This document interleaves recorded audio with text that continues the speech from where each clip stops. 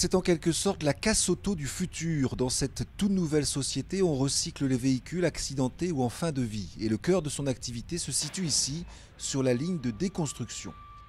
La ligne de déconstruction permet de désosser le véhicule sur des pièces ciblées, pièces d'occasion ciblées en bon état pour revente, et de la matière pour recyclage. Vous avez l'acier, donc la carcasse du véhicule c'est essentiellement de l'acier, vous avez du cuivre, les faisceaux de cuivre, vous avez du plastique, de l'aluminium, de la fonte, toutes ces matières-là sont revendues. La revente de matières et de pièces détachées, c'est le cœur de l'activité d'Atlantic Recycle Auto à Saint-Nicolas-de-Redon. 25 véhicules sont désossés chaque jour, des véhicules collectés dans un rayon de 150 km. Les pièces sont ensuite triées, répertoriées, rangées dans les stocks en respectant la traçabilité imposée par la loi. Chaque pièce reçoit sur la ligne de production une étiquette de ce type.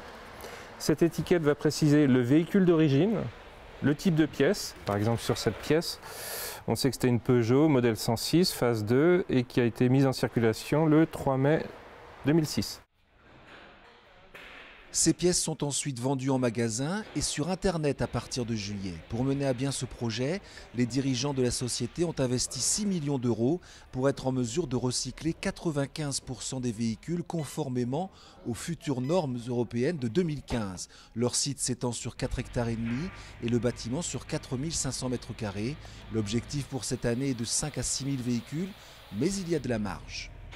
Le site est dimensionné pour traiter 16 500 véhicules en maximum de capacité. Demain, une prime à la casse serait éventuellement relancée. On a la capacité d'absorber le volume tout en respectant les normes environnementales. Et si leurs prévisions se confirment, Atlantic Recycle Auto doublera son personnel en passant de 30 à 60 salariés d'ici 5 ans.